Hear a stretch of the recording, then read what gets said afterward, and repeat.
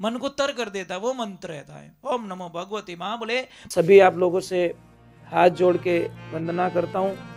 हमारा जो चैनल है श्री सोनू महाराज, वो चैनल जरूर सब्सक्राइब करें और इन वीडियो को शेयर करते रहिए। 3 अक्षर में बहुत ताकत है। भजन और भोजन। आप देखिए भोजन में भी 3 अक्षर हैं और भोजन में भी 3 अक्षर है। भोजन अक्षर सेम है ना। भजन, भोजन में खाली एक मात्रा है, ज्यादा है, और भजन में कोई मात्रा नहीं है। बस देखिए यही ताकत देखिए, एक मात्रा की ताकत देखना। अभी क्या है, रात्रि को भजन है और कल सुबह में भोजन है। कल देखो ये जगह खाली नहीं मिलेगी आपको। एक मात्रा में शक्ति देखिए आप। अक्षर सेम है, तीनों अक्षर एक मात्रा इन्वॉल्व है तो बहुत सारे लोग आएंगे। बस यही हमें समझना पड़ेगा। जितना आनंद आपको भोजन में आता है ना,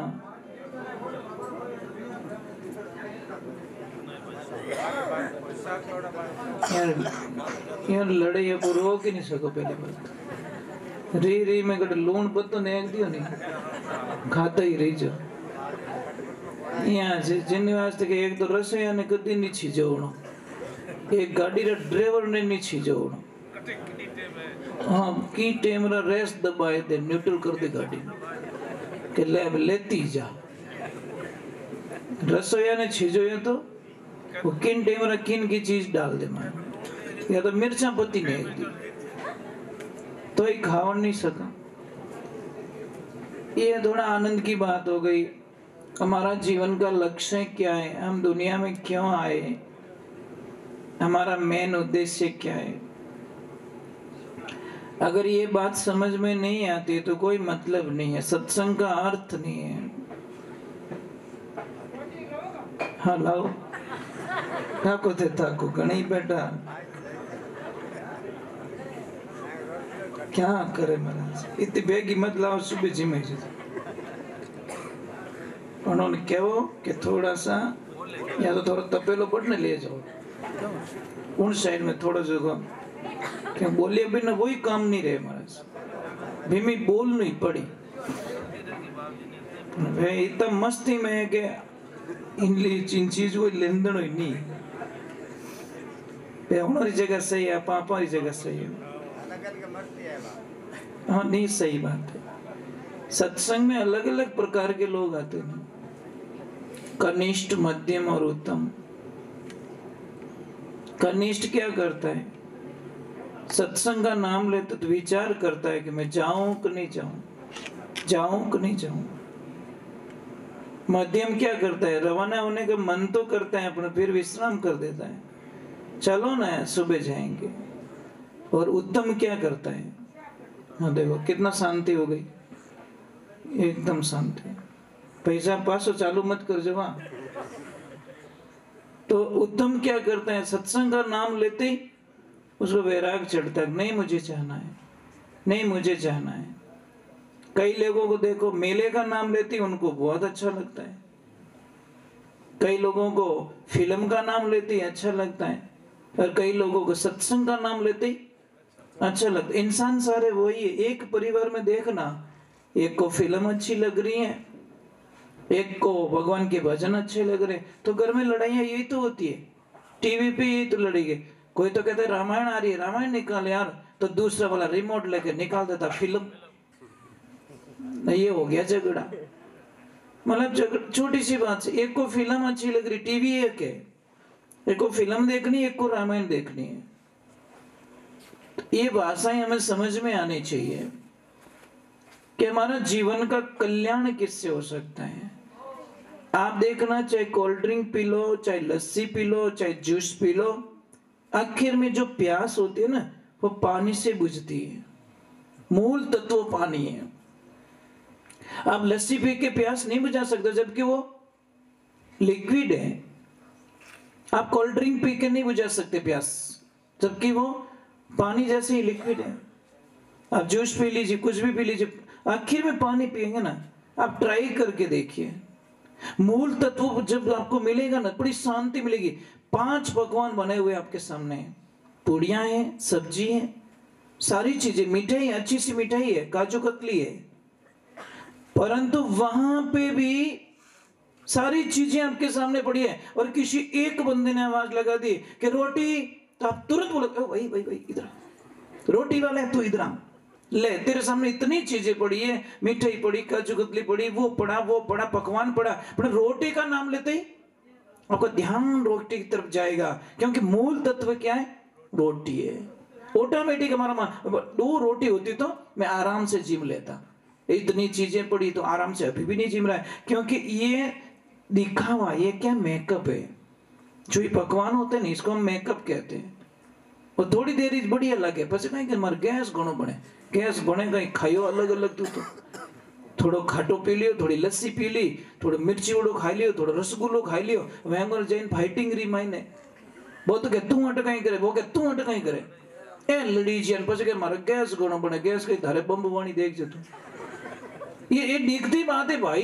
ये काम करो ना, एक पिंजरे में आप 5 को, एक भैंस डाल दो, एक गाय डाल दो, एक गधा अंदर डाल दो, एक घोड़ा डाल दो, फिर देखो मजा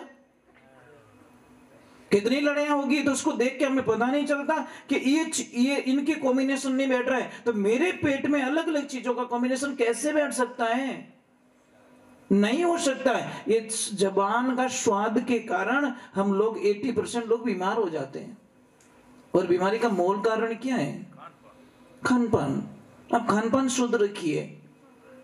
मैं तो कहता हूं कि जितनी किसको शुगर है ना, जिंदगी में गेहूं की रोटी कभी मत खाओ, शुगर जिंदगी में कभी नहीं होगी आपको।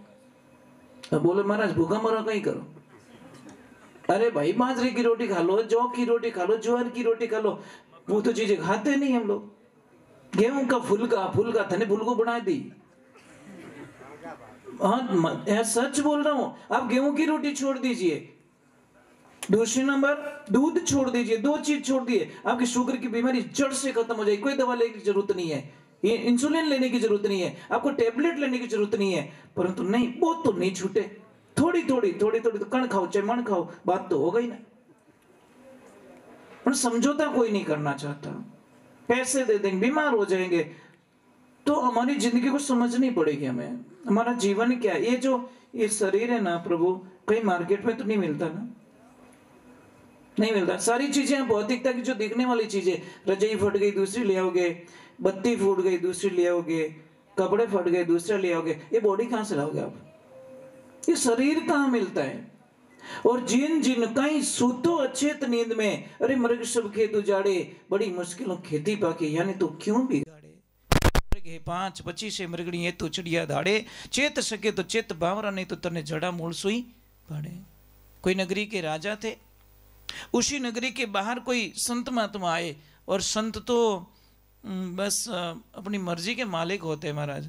उनको किसका मन लग जाए तो चले जाते महल में, और नहीं मन लगे तो अपनी कुटिया में भी आनंद ले लेते हैं।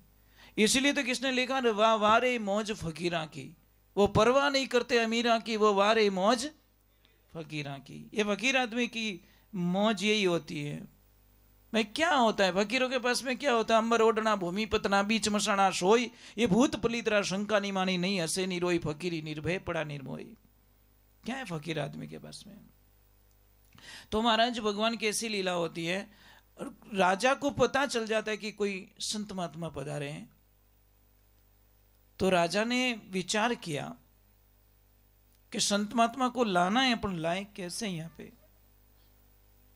तो थोड़ी सी एक चर्चा फैल गई थी नगरी में। राजा ने क्या बोला कि मेरी जो 10 बकरियां हैं और 1 बकरा है, इनको कोई भी पेट भर के खिला देगा और शाम को इनकी फेवरेट चीजें मैं डालूंगा, अगर ये नहीं खाएगी तो आधा राज उसको भेंट कर दूंगा। अब राज कौन नहीं लेना चाहता, सबको चाहिए राज। तो जितने भी बकरियां चराने वाले थे वो जा जाके पूरा दिन बकरी को खिलाते पिलाते और शाम को लाते, राजा दाना डालता, वो भी डालता तो खा लेती, तो उसको राजा अंदर डाल देता जेल में, तो बकरी को पेट भर के नहीं लाया। ऐसे करते करते पूरी नगरी के लोग खाली हो गए, मतलब बकरी चराने वाले। एक दिन एक भोला आदमी निकल रहा है, जैसे ये मंदिर बनाए तूणा बनाए ऐसे निकल रहा, तो गुरु महाराज ने उस भोले को पूछ लिया कि भोला कहाँ जा रहा है, ये बकरी लेके जा, तू अकेला क्यों आ रहा है, कितने दिनों से मैं देख रहा हूं तेरे कोई मित्र नहीं आ रहे। तो उस भोले ने बोला कि गुरुदेव मैं क्या बताऊं, सब राज के चक्कर में अंदर चले गए। कि कैसे, कि वो राजा है ना, उन्होंने शर्त रखी 10 बकरियां हैं, 1 बकरो है, उसको कोई पेट भर के खिला देगा पिला देगा तो मैं उसको आधा राज भेंट करूंगा। सारे अंदर चले गए। तो गुरुदेव ने बोला बोला तू लेके आ बकरियां को। तो बोला बोला नहीं नहीं नहीं नहीं, मैं तो बाहर ही ठीक हूं, मैं अंदर जाना नहीं चाहता। गुरुजी ने बोला तू लेके तो आओ। तो बोला होता, गुरुजी को डायरेक्ट बोल गया कि मैं बाहर फिरूं, थारा का यहाँ क्या बोले कहीं, मेरे को भी अंदर डालना चाहते हो आप। गुरु ने बोला तू लेके तो आओ। अब गुरु का आदेश नहीं माने तो भक्ति नष्ट होवे, नहीं माने तो भी प्रॉब्लम है ना। गुरु का वचन तोड़ना भी तो बहुत खतरनाक काम होता है। अब भगवान की ऐसी लीला हुई, वो बोला जाता है, बैठता है, पूरी सभा जुड़ी हुई थी। बोले को बोला तू कैसे आया, कि हे राजन आपकी 10 बकरियां 1 बकरा मुझे पकड़ा दीजिए, मैं उनको पेट भर के लाता हूं। सब हंसने लगे, इतने होशियार लोग थे, वो तो पेट भर के नहीं ला सके, तू कैसे पेट भर के लगा, कि लाओ ना मैं लेके जाता हूं। अब ले जाके डायरेक्ट गुरुजी के आश्रम पे लेके गया और गुरुजी को बोला अगर ये नहीं धापी ना मैं थारो नाम ले लूँ, पहला कह दूं मैं अंदर नहीं जाना चाहता, मैं फंसना नहीं चाहता अंदर। गुरुजी ने बोला कोई बात नहीं, तू नहीं तो मैं, यार दोनों में से एक चले जाएंगे, क्या फर्क पड़ेगा। भगवान की ऐसी कृपा हुई, भोले को बोला यहाँ रख, बकरियों को सामने खड़ी कर और थोड़ा चारा पानी डाल दे, और एक डंडा पकड़ा दिया। और जैसी बकरी खाने लगे, भोले को बोल दिया इसके नाक पे डंडा मार दो। और आपको पता है जैसे नाक पे लगती है तो कितनी देर तक तो चक्कर आता है। अब भोलो आदमी जो वो थोड़ा डबल ही मेले, भारी हाथ पड़े, जैसे ही बकरी खावे वो डंडी उमेले नाक माते। बकरी तो ऊंचू मुंड कर घनी देर देखे अटक आई कटे में, बहुत टाइम हो गया। अब जैसे ही खाने लगे भोला डंडा बताता तो वो रुक जाती है। गुरुजी ने बोला कुछ हुआ, कि हुआ क्या गुरुजी, बराबर काम हुआ, एक ही नेड़ी नहीं आवे, तो बस तुझे कुछ नहीं करना, ले जा इस बकरियों को। और जैसे ही वो राजा कुछ डाले दाना पानी, तो की मत कर जे, डंडी ऊपर कर दीजिए, वही टोट को धार करने कि ठीक है गुरुदेव। अब लेके गया वापस, राजा ने बोला खिला पिला दिया, कि हाँ, कि बोला रोज तो पेट इनका फूला रहता है, आज पेट मुँह चिपियोड़ी की करे, कि अरे गुरुदेव धाभी आज ही है, ये रोज तो कहीं फॉर्मलिटीज में, आज यार रोज गैस बनी उड़ रहे, आज फ्री माइंड है। जैसे वो खाने के लिए दाना पानी डाला, बोलो डंडी ऊंसो की दो बकरियां खावी को नहीं। राजा ने बोले तो दबाए दी भाई, ये तो आधा राज का मालिक बन गया। अब जैसे ही आधा राज देने लगा, भोले ने बोला मुझे ये राज नहीं चाहिए, मेरे जितने मित्र अंदर है उन सबको बाहर निकाल दो, बस मुझे कुछ नहीं चाहिए। देखो मतलबी और बिना मतलबी लोग यहाँ पता चलता है। अगर मतलबी होता तो उनको बाहर क्यों निकलवाता, वो डायरेक्टली राज ले लेता। पर देखो उसकी भक्ति कितनी महान है, अपने लिए नहीं, बोला बाहर निकाल दे। महाराज भगवान की कृपा हुई और सारे लोगों को बाहर निकाल दिया। अब सारे लोग भोले को पूछ रहे थे तूने कैसे जीत लिया, तूने कैसे जीत लिया। तो वो अकेला गाता जा रहा है, नाचता जा रहा है, झूमता जा रहा है। क्या बोल रहा है, अरे मुकदमा जीतिया रे, ए मारा सतगुरु बनिया वकील, मुकदमा जीत गया मैं, मेरे गुरुजी वकील बन गए, उन्होंने सियाण समझाई और मैं समझ गया और जीत गए। इसलिए ध्यान रखिए, बिना अच्छी संगत हमारा जीवन का कल्याण नहीं हो सकता। आज आज अच्छे कपड़े पहनने के लिए हमारे पास पैसे हैं, अच्छी गाड़ी खरीदने के लिए पैसे हैं, अच्छा बंगला बनाने के लिए पैसा है, अच्छी टाइल लगाने के पैसे हैं, परंतु अच्छा खाने के लिए लोगों के पास पैसे नहीं है। पेट में, नेट में नहीं, पेट में खर्च करो। लोग नेट में ज़्यादा खर्च करते हैं। रिचार्ज नहीं रहे मोबाइल तो फटाफट मारो, नेट रिचार्ज खत्म हो गयो, रिचार्ज करो અને ભૂખા મરે કઈ કે કઈ बात नहीं, 2 घंटा बाद में जीमो, बस जीमना 2 घंटे बाद में एडजस्ट कर लेगा, परंतु मोबाइल में नेट नहीं है वो उसको एडजस्ट नहीं होता। बस ये मोबाइल का पहला अक्षर क्या, ध्यान रख देना, बस क्या है, माँ, और मृत्यु का पहला अक्षर भी ये क्यों है हमारी लाइफ में आपको पता नहीं है। आदमी की 30 साल की उम्र खाने के लिए आया है, कितनी, और ये कड़वा सत्य है महाराज, देखना 30 वर्षों की उम्र ये मोबाइल खा जाएगा। 4 घंटे यूज करते होंगे शायद आज, कितना, 24 घंटे में 4 घंटे इस मोबाइल को देते हो आप लोग, चाहे नेट के माध्यम से चाहे फालतू के माध्यम से, जो काम की चीजें नहीं वो भी देख। 4 घंटे आपके एक एक मिनट काउंट करना, महीने के 120 घंटे और साल के 1500 घंटे, सब काउंट कीजिए आप, कितनी साल चली जाएगी मोबाइल के पीछे हमारी, कितना रिचार्ज जाएगा हमारा। मोबाइल चाहिए पर मोबाइल का दुरुपयोग नहीं होना चाहिए, तो आपकी जिंदगी में कुछ आनंद हो सकता, नहीं तो कोई मतलब नहीं है। अभी थोड़ी सी मेरी एक प्रार्थना थी, सुन लोगे तो अच्छी बात, नहीं सुनोगे तो मैं तो राजी रहूँगा। क्योंकि समझ लीजिए आपके गांव में कोई भी सेठ है, बहुत पैसे वाले, वो एक गाड़ी लेके आए 5 करोड़ की बस, और उन्होंने बोला कि मैं 4 धाम की यात्रा फ्री में करवाना चाहता हूँ, तो सारे लोग फटाफट बस में बैठ गए। अब गाड़ी का ड्राइवर आता है और सारी चीजें पूछता है, बस कैसी लगी, अच्छी लगी, सारा सिस्टम समझ में आ गया कि हाँ बस को रवाना करूं कि हाँ। बस का ड्राइवर बोला, एक बात बोलना भूल गया मैं, प्लीज क्षमा करना, कि क्या, कि मैंने सारी चीजें बताई, एसी कहाँ से चालू होती है, लाइट कहाँ से चालू होती है, वो कहाँ से चालू होता है, क्या करना क्या नहीं करना, पर एक बात बताना मैं भूल गया कि कहीं इन बस रे मायने ब्रेक नहीं है, इस बस में ब्रेक नहीं है। अब अंदाज लगाओ, अंदर बैठोगे बाहर निकलोगे आप, क्या बस 5 करोड़ की भाई, बैठोगे नहीं, बैठोगे ना, क्योंकि ब्रेक, बस जिस बस में ब्रेक नहीं, उस बस में यात्रा नहीं करने चाहते। जिस सत्संग में कोई नियम नहीं है, उस सत्संग में बैठने का भी कोई मतलब नहीं, वो बिना ब्रेक की गाड़ी होती है। और नियम बहुत जरूरी है, आप अंदाजा लगाइए, बिना नियम का कोई भी चीज देखिए आप, ये लाइट लग रही नहीं, इसका एक तार बीच में से काट के देखो, लाइट बंद हो जाएगी, सप्लाई बंद, लाइट बंद, हमारा कांटेक्ट टूट जाता है। आप सूर्य के सामने मुड़ते नहीं और सूर्य के दर्शन करना चाहते हो, ये संभव नहीं है साहब, मुड़ना पड़ेगा, सन्मुख होना पड़ेगा। आप राम की तरफ मुड़ते नहीं हो और राम के दर्शन पाना चाहते हो, सवाल भी नहीं हो सकता। आप स्कूल जाना नहीं चाहते और डिग्री लेना चाहते हो, कैसे मिलेगी भाई, नहीं हो सकता।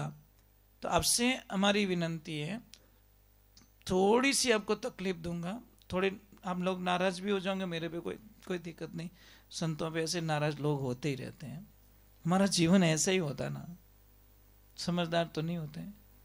थोड़ा सा बैठक आपको चेंज करनी पड़ेगी, माता बहनों को इधर बैठना पड़ेगा, जेंट्स लोग थोड़े इधर आ जाओ, क्योंकि आपके लेफ्ट में जरूरी है, राइट में कभी मत बैठाओ, नुकसान आता है।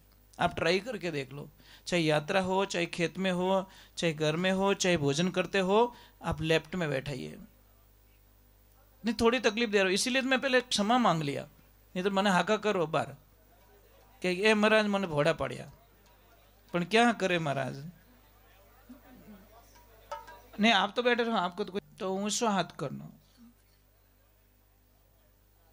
इससे 2 फायदे हैं मुझको, थोड़ा व्यायाम भी हो जाता है और दूसरे नंबर परमात्मा का अभिवादन भी हो जाता है। अब एक ध्यान रखिए, कई लोगों के मन में, अच्छा मेरी भाषा समझ में आ रही है, तो ठीक है, ठा पड़ियो ठीक है, किन किन ठा नहीं पड़े तो कहीं करो बच्चे, सरकार हाल ही है। परंतु मैं पूरी कोशिश करता हूं कि आपके हार्ट तक पहुंचने की कोशिश। Please come in my heart, sit मैया जगदम्बे। कोशिश करता हूं, फिर भी कोई कमी रह जाती है, और कमी तो रहती है, सब मानव है, कमी तो रहेगी, आखिर में इंसान है, कहीं न कहीं कमी रह जाती है। तो आप लोगों से मेरी विशेष निवेदन था कि कई लोगों को बहुत बड़ी एक शंकाएं होती है,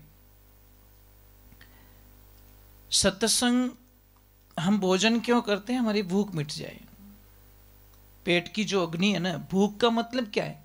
पेट में अग्नि, अग्नि जलती है, जठ अग्नि, जब भोजन करते हैं तो वो ठंडी हो जाती है, तो कहीं के हमारी भूख शांत हो गई। नींद क्यों लेते हैं? थोड़ा आराम मिल जाए। पानी पीते प्यास बुझती है। और सत्संग क्यों सुनते हम लोग? कपड़े देखो, सारे कपड़े हम उजले कपड़े पहन के आते हैं, बस बाहरी जो दिखावा है ना, हमें बहुत अच्छा लगता है। दीवार तोड़ के देखना घर की, मैंने तो वो सीमेंट लोहिया ही चिपियाड़ा है, पर बाहर टाइल्स लगा दी, कहीं मकान फूट रो बड़े, एक टाइल निकाल के देख, मजा आएगा तुझे। ओरिजिनलिटी अंदर देखनी है तो एक टाइल निकाल दो। बस हमारी जो बाहरी परत है ना, उसके लिए बहुत सारा समय हमारा बर्बाद होता है। हमें रियलिटी जाननी है, रियलिटी, रियल नहीं। एक रियल हीरो होते हैं, एक रियल हीरो होते हैं। हमारे रियल हीरो कौन है? हमारे जो बॉर्डर पे खड़े हैं आर्मी वाले। हम यहाँ पे देखो बिस्तर लेके, ठंडी लग रही, थोड़े वो कर देते हैं, दरवाजा भी बंद कर देते। वो कहाँ दरवाजा बंद करे भाई, उनको तो बॉर्डर पे खड़े रहना है। कभी सोते वक्त याद आई आपको उनकी, रियल हीरो की? हे प्रभु, मैं इन हीरोज की वजह से मैं आराम से आज नींद ले पाऊंगा और सुबह आराम की नींद से उठ पाऊंगा। कभी तो फीलिंग कर दो यार, कभी तो याद करो उनको। बच्चे उनके भी, परिवार उनके भी है, पर देखिए उनकी कुर्बानी देखिए। जब हम थोड़े से दूर जाएंगे, थोड़ा सा दूर जाएंगे, अच्छा आपके एरिया में से फौज में कितने लोग हैं? हाँ सर, बहुत अच्छी बात है, बहुत अच्छी बात है। हमें बहुत अच्छा लगता है कि कम से कम ये भावनाएं हैं, जुड़े हो आप इन भावनाओं से। और ये भाव बहुत अच्छे हैं कि कम से कम आर्मी की तरफ आपका रुझान है, देश की तरफ, सुरक्षा की तरफ हमारा रुझान है, तो हमें खुशियां मिलती है। सत्संग करवाने का एक ही अर्थ है, सत्संग में प्रश्न किया गया कि भगवान से इजी कोई रास्ता हो मिलने का है तो बताइए, पर प्रोसीजर करना पड़ेगा। आपको घी खाना है ना, डायरेक्ट दूध में से अंगुली डाल के घी नहीं निकाल सकते आप, उसको प्रोसीजर में डाल सकते। 2 आदमियों को दूध दिया गया कि इसकी ओरिजिनलिटी परख के लाओ।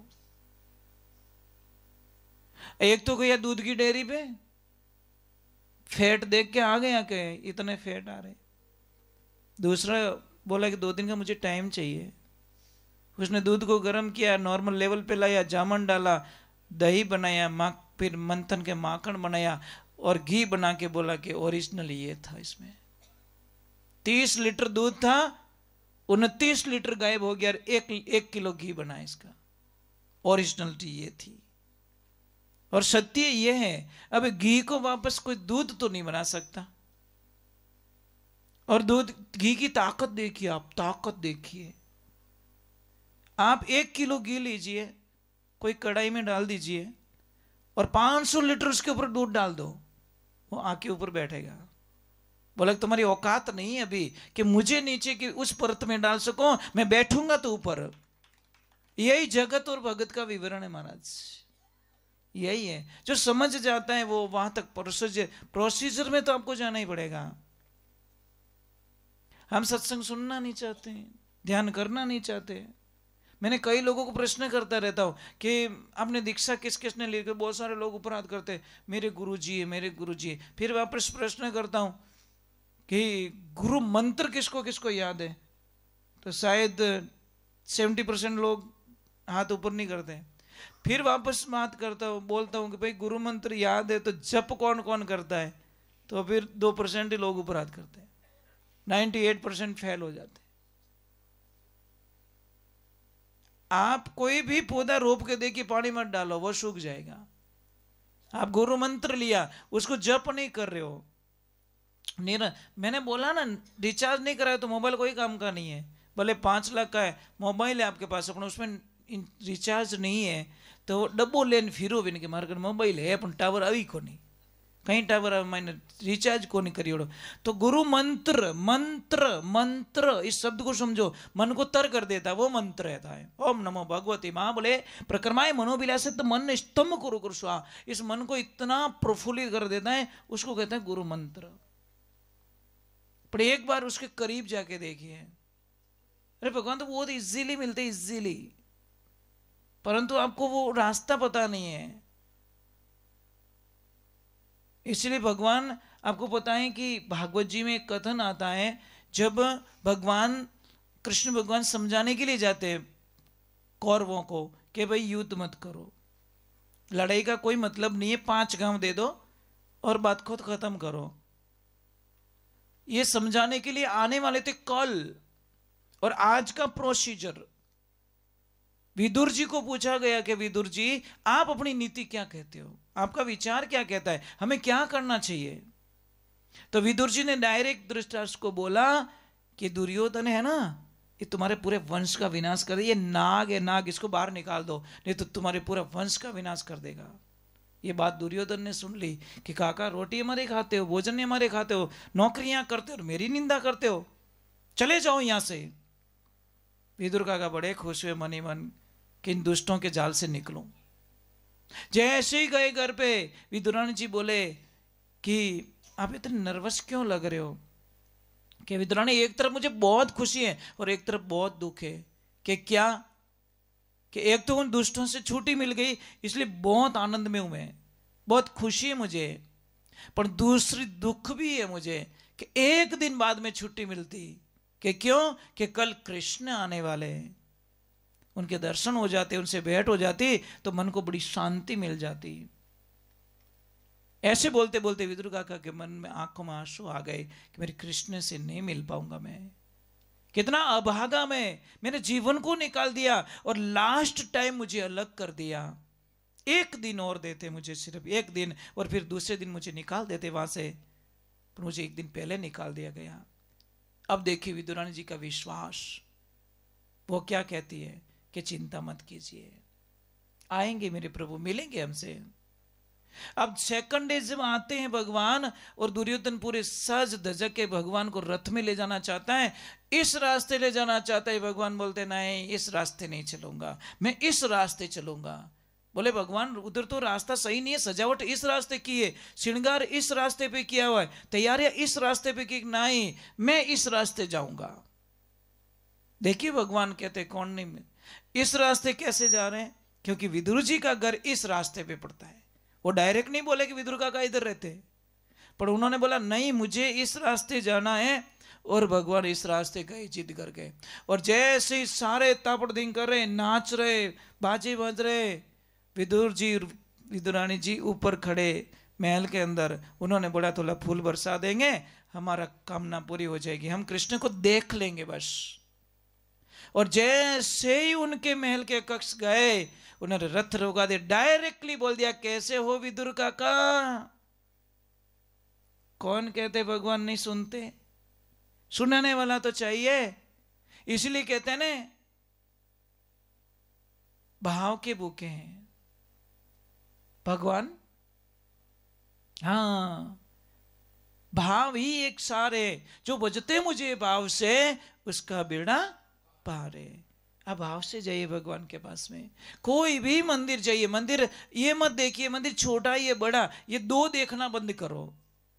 और जब तक दो देखना बंद नहीं करोगे भगवान की प्राप्ति कभी नहीं कर पाएंगे। क्योंकि कीड़ी में तू नानो दिखे, हाथी में तू मोटो क्यों, बण महावत ऊपर बैठो हाकण वालो तू रोई तू, कैसो खेल रच्यो मेरे दाता जी, तो देखो ही तो तू रोई तू है नहीं।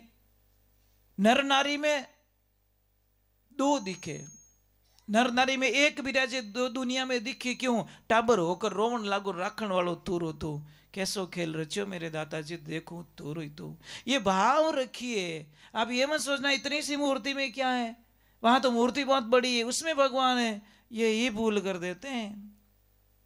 ये समझ से परे हो जा। दो देखना बंद करो कि मोरे मंदिर तो जोरदार बनियोड़ो और अटे मंदिर छोटो ही है। ये छोटा मोटा आपने वास्ते, भगवान रे वास्ते छोटा मोटा भगवान ने कोई शास्त्र में नहीं लिखा या कोई वेद पुराणों में नहीं लिखा कि छोटे मंदिर में भगवान नहीं मिलेंगे, कोई विशाल मंदिर होगा उसी में भगवान मिलेंगे, ऐसा नहीं है। ये भाव को बंद कीजिए। आप कहीं पे भी सत्संग में जाओ, जो भी आपको अच्छे लगे, सब संतों का भगवान का दूत समझ के उनके मुखारबिंद से निकली हुई वाणी परमात्मा की वाणी समझ के ग्रहण करके आइए। अपने दो देखना बंद कीजिए। मोरा महाराज को नहीं है तो इयारा महाराज है, लपड़ो अटीज भी हो। इसलिए शास्त्र कहता पति और पत्नी को गुरु एक होना चाहिए। दो गुरु वाला घर में कभी शांति नहीं हो सके। कारण एक गुरु जी आया, पत्नी के गुरु आए तो पत्नी बड़ी खुश है और पति फुटबॉल जैसे मुंह करके फूल रहा है। वो तो थारा गुरु महाराज, मारा थोड़ी गुरु महाराज है, थारा गुरु महाराज है। अब पति देव के गुरु महाराज आ गए तो पत्नी रोटी जली बली डाल के लो, ये तो तुम्हारे गुरु जी, मेरे थोड़ी गुरु जी। समझने की बात है, क्योंकि दोनों की विचारधाराएं अलग हो जाएगी। ये समझने का भाव होता है। इसलिए एक गुरु की शरणागति लीजिए। राम के पूरे परिवार के गुरु वशिष्ठ गुरुदेव, देखिए आनंद देखिए आप। तो हमें समझना पड़ेगा इन चीजों को। ज्यादा तो नहीं बोल रहा हूं मैं कि भजन सुनना है, मैंने तो वैसे ही आका पसंद है ही को नहीं। ये तो ठीक है, कीर्तन करता हूँ बीच में, थोड़ा बहुत कर लेता हूँ थोड़ा मनोरंजन के लिए, नहीं तो हमें लोगों को ये पसंद नहीं है। ये धाम धूम बजते ना, बहुत हार्ड होता है, इससे हार्ट अटैक आता है पता है। मजाक नहीं कर रहा हूँ। आप कोई अच्छे डॉक्टर के पास में छोटे बच्चे को लेके जाना, आप एक काम करें, डीजे बजता है जब, तो एक आधा घंटा बच्चे को रखना, वो 3 दिन तक आंगले गाली कान में, पैसे कहीं नहीं बरात गणी भटके, बरात को नहीं वो डीजे भटके मायने। छोटे बच्चे होते ने उनको आवाज सहन नहीं होती, और सहन नहीं होने के कारण उनके पर्दे बहुत पतले होते हैं ना, उनको बहुत कान दुखते हैं। इसलिए कोई भी बच्चे को जब डीजे में जाओ, कहीं पे मैं मना नहीं करता, डीजे में जाओ तो बच्चे के कान में रुई डाल के जाओ। छोटे बच्चे को लेके जाओ, अरे डीजे में इतनी ताकत होती है पता है, आपके घरों के बर्तन नीचे गिर जाते साहब। तो यहाँ कितनी दीवार है, इतनी मजबूत दीवार, 15 इंच की दीवार के अंदर जो बर्तन पड़ा उसको नीचे गिरा दिया उसने, तो हमारे यहाँ पे कितनी दीवार है। समझ में आ रहा है? थोड़ा समझो, थोड़ी विचारधाराओं को बदलने की कोशिश कीजिए।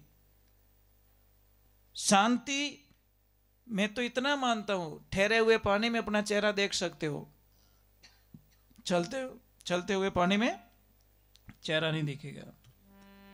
बोलिए सदगुरु जी मरण कौन नहीं है। इसलिए भगवान ने बोला ऐसा प्रसाद दिया जाए, वो क्या नहीं मारो मारो मारो, ले हमें राम राम कर, तू कोई नेड़ो नहीं आवे महाराज। मतलब की दुनिया महाराज, समझना पड़ेगा। हमारा इस दुनिया में कोई प्रेम नहीं करता किसी से, कोई। ये गलत फहमी है, ये मेरे से प्रेम करता है, ये प्रेम सिर्फ माता पिता के अलावा इस संसार में कोई हमसे प्रेम नहीं करता। ये गारंटी महाराज लिख दीजिए आप, पेरेंट्स के अलावा दुनिया में कोई हमसे प्रेम नहीं करता। एक माता पिता ही ऐसे होते हैं, चाहे औलाद कैसी भी है तो भी माता पिता को तो प्रेम उसके ऊपर आ ही जाएगा।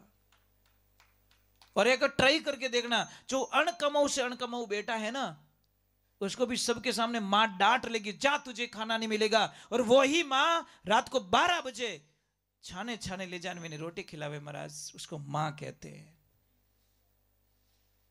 किसी की पत्नी मर गई, छोटा सा बालक, आदमी बहुत अच्छा था, बहुत अच्छा नहीं बहुत अच्छा, उसने बोला मैं दूसरी शादी नहीं करूंगा, पर लोग रेवण कट दे, लोगों ने खटके आ क्या मैं घोर हो रहे जी हो, उसको बोला दूसरी शादी कर ले, तेरी जवानी, अरे जवानी गई पानी में, मुझे शादी नहीं करनी, मेरा बच्चा है, मैं इसको देखूंगा और इसके जीवन बनाऊंगा। पर लोग लारे पड़िया तो एड़ ही पड़िया, दूसरी शादी करवा दी। भगवान की ऐसी लीला हुई। अब उसको काम था बाहर, तो छोटे से बच्चे 1.5-2 साल के बच्चे को अपनी नई पत्नी के साथ में छोड़ के गया। नई पत्नी थी ना, उसके पास बच्चे को छोड़ के गया और चला गया। जब 3 साल बाद मैं लौटा वापस और आते ही उस बच्चे को देखा और बच्चे को मार्केट में लेके गया और उसको पूछा, बेटा तेरी वो मम्मी और इस मां में क्या अंतर है? अब बच्चे की बात सुनिए महाराज। बच्चा क्या बोल रहे, पिताजी वो मम्मी थी ना मेरी सगी मम्मी, वो बहुत झूठ बोलती थी, और ये नई वाली मां है ना एकदम झूठ नहीं बोलती। पापा पापा बोले क्या बोल रहा है तू? तेरी सगी मां झूठी थी और ये सच्ची है कि हाँ पापा मैं सच बोल रहा हूं। मेरी जो सगी मां थी ना वो बहुत झूठ बोलती थी, और ये नई मां है ना झूठ नहीं बोलती पापा।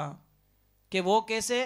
कि मेरी जो सगी मां थी ना, कहीं पे भी कोई गलती हो जाती या कपड़े धूड़ में कर देता या कुछ गलती कर देता तो 2 झापट रख के बोलती, शाम को तुझे खाना नहीं मिलेगा। पापा बताएं, सुबह बोलती खाना नहीं मिलेगा, शाम को खाना खिला के सुलाती। तो झूठी थी ना पापा, वो झूठ बोलती थी ना। वो बोलती कि सुबह खाना नहीं मिलेगा शाम को, फिर भी वो खाना खिला के मुझे सुलाती थी। और ये मम्मी बोलती नहीं तुझे 2 दिन खाना नहीं मिलेगा, तो सच में पापा ये झूठ नहीं बोलती, 2 दिन खाना ही नहीं देती मुझे। फर्क इतना ही है। एकदम उस आदमी की आंखों में आंसू आ गए, अरे मेरे प्रभु वाह। इसलिए पेरेंट्स इज गॉड। मैं सिर्फ माता पिता को भगवान मानता हूं साहब। और जिस दिन आपको यह बात समझ में आ जाएगी माता पिता की, उस दिन दुनिया के बेताब बादशाह बन जाओगे आप। माता पिता की बातें क्यों कड़वी लगती है हम लोगों को? क्यों पापा कुछ कहते हैं तो गलत लगती है, क्यों मम्मी कुछ कह देती है तो गलत लगती है? और जिन जिन बच्चों को माँ बाप की बातें खरी लगती है ना, देखना महाराज उनका तो भविष्य खराब हो चुका है। जिंदगी में कभी सक्सेस नहीं हो पाएंगे। ये ट्राई करके देखना। ये दिल है ना साहब, दुनिया वालों को देखे देखो, खेलेंगे तुम्हारे दिल से। ये दिल दुनिया वालों को दोगे तो दुश्मन तुम्हारे 1000 खड़े हो जाएंगे। ये दिल अगर मेरे प्रभु को दोगे तो चाहने वाले लाखों लाइन में खड़े हो जाएंगे। फर्क इतना ही पड़ेगा। ये दिल भगवान को दे के देखो, एक बार ट्राई करके देखो, एक बार प्रेम करके देखो मेरे प्रभु से, जिंदगी में बहुत खुशी आएगी। पर क्या करे, ये मोबाइल कहते हैं I miss you, I like you, मरो मरो बस, कुछ नहीं मिलने वाला है। बस मिलेगा तो परमात्मा की भक्ति के अलावा कुछ भी नहीं है। आप कहीं पे भी दिल लगा के देखो, रोने के अलावा कुछ नहीं मिलेगा साहब। और एक बार परमात्मा से प्रेम करके देखो। देखो यहाँ संतों की समाधि देखिए, इन्होंने परमात्मा से प्रेम किया, ईश्वर से प्रेम किया। आज हजारों साल वर्षों बीत गए तो भी उनका नाम ब्रह्मांड में कोई मिटा नहीं सकता। ये परमात्मा की भक्ति का आनंद है। जय हो। हाँ यहाँ पे लेके जी, बहुत बहुत धन्यवाद है आपको कि शायद जय हो जय हो। क्या बात है गुरुदेव के।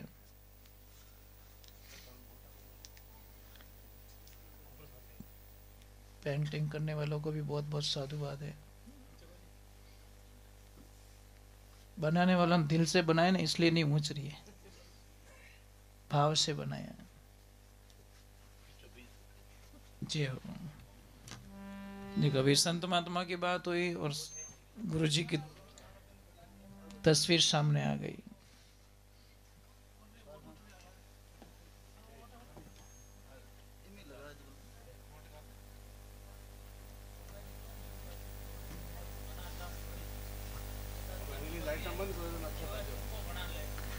नहीं, बहुत बहुत धन्यवाद जिन्होंने ये तस्वीर बनाई है और जिन्होंने ये किया है, बहुत बहुत साधुवाद उनको।